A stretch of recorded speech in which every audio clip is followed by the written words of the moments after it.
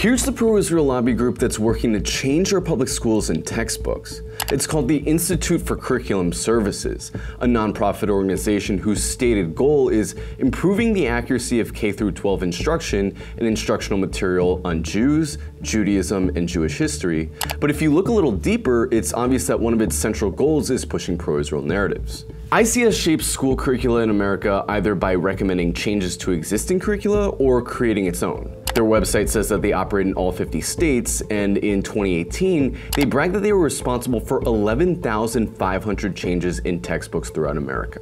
Several teachers in New York City schools sent Breakthrough News photos showing that ICS resources are being used to teach about the genocide, and that teachers themselves are also being subjected to ICS curricula targeted at teachers. Teachers in New York City are protesting the use of ICS curricula, as well as the repression they're facing for speaking out against the genocide, which we'll get to later. In the name of balance, ICS works to edit out any historical context that would lead someone to see Israel as a colonial aggressor. For example, ICS curriculum eliminates the words settlers, occupation, land theft, and wall with disputed, captured territories, security fence, and controlled. In this paragraph from a textbook about the 1967 war, ICS proposes taking out any reference to Israel occupying Palestinian land, saying that these are loaded terms.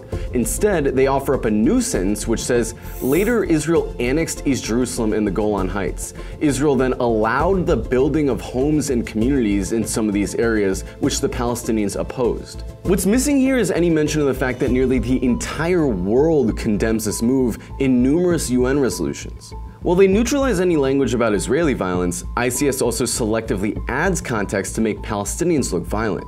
For example, ICS sent a letter to the Department of Education insisting that after mentioning Yasser Arafat, he be described as, quote, directing countless terrorist attacks, but then also requests that Ariel Sharon, who oversaw the Sabra and Shatila massacre and the murder of thousands of Palestinians during the Second Intifada, not be described as a hawk because, quote, the usage of hawk is confusing since the only definition of the term appears in a previous chapter where it's applied to people who supported the US military intervention in the Vietnam War. One of the most ridiculous examples is ICS's request to remove a photo of an Israeli soldier holding a gun at a checkpoint. The comment argues that photos presented to students should only show positive examples of both Israeli and Palestinian nationalism.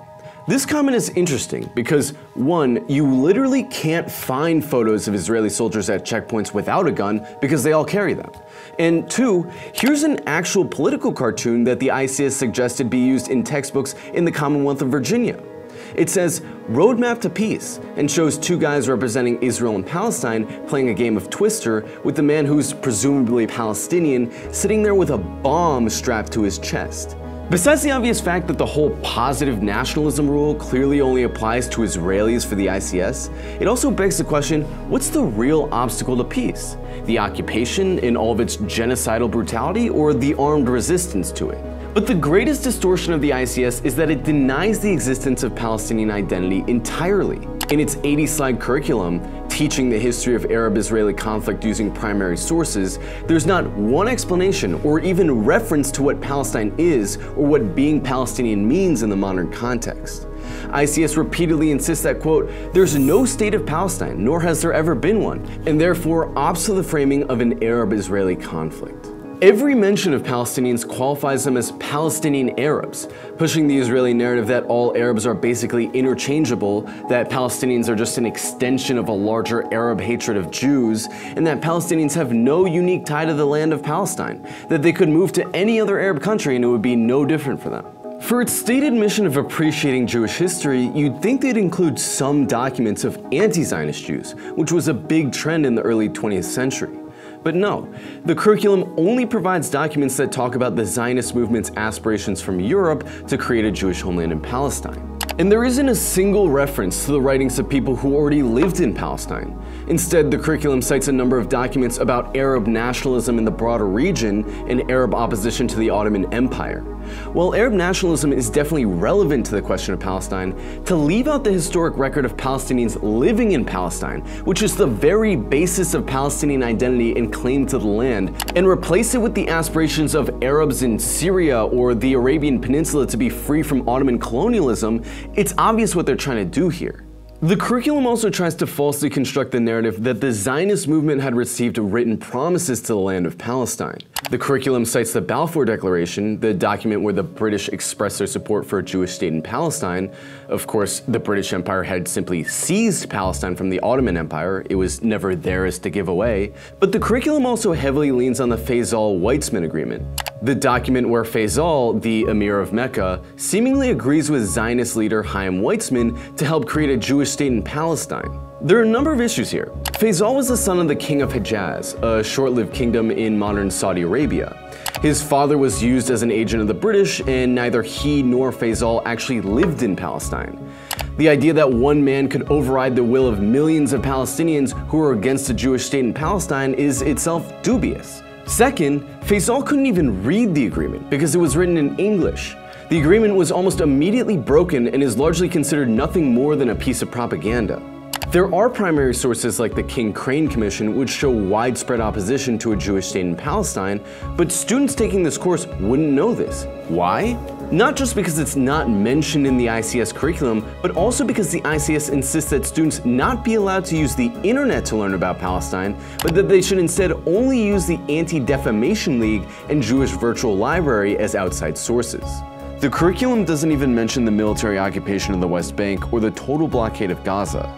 In fact, the only mention of the conditions in Gaza are in the glossary, where the curriculum says that Gaza is, quote, one of the poorest and most densely populated places in the world, without mentioning why Gaza is so poor or densely populated. Since October 7th, pro-Israel groups have increasingly demanded more control over historical education related to the Middle East, and this has corresponded with mass repression against teachers. But the teachers are getting fed up. Recently, a group of New York City teachers called New York City Educators for Palestine spoke out publicly for the first time demanding New York City Chancellor David Banks end the harassment and double standards being levied against teachers who speak out against the genocide. Demand number one, hands up, students, families, and educators. Hands up, students, families, and educators. Demand number two, support educator autonomy and agency. Support educator autonomy and agency. We want curriculum that is on a range of subjects that responds to the needs of our students.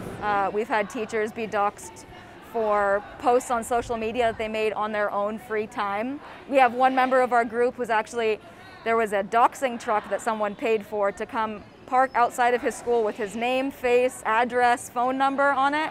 And it was parked out front of his school for all of his students to see, calling him an anti-Semite for views expressed about the horror of this genocide.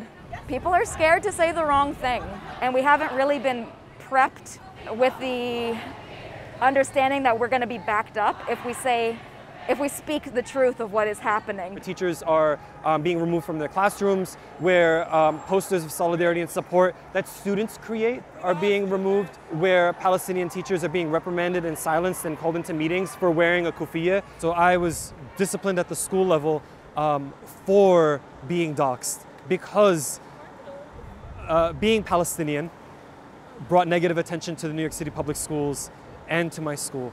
Sorry, they tried to say that it's your fault for that you're a liability to the school because you're Palestinian? And because I expressed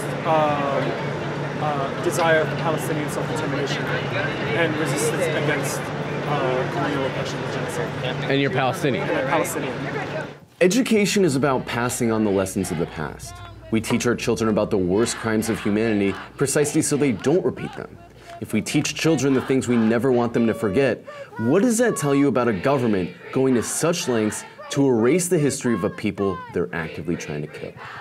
It's obvious that Israel's policy is to deliberately destroy the education systems in Gaza, in the West Bank. Why do you think that is? Well, it destroys hope. The collections of childhood traumas that these kids in Gaza endure, they're dealing with trauma after trauma after trauma. So something like school, where it can be sort of a space to learn about something else besides what is your immediate situation. To destroy that can really cut a deep wound. People sheltering in schools and then being directly targeted as a result, where this is kids' safe space. It's, you can't help but feel the parallel. Unless you're a monster, which, you know, lots of people, unfortunately, look at these children and say, I see nothing alike with me. This has nothing to do with me. Couldn't be my kids.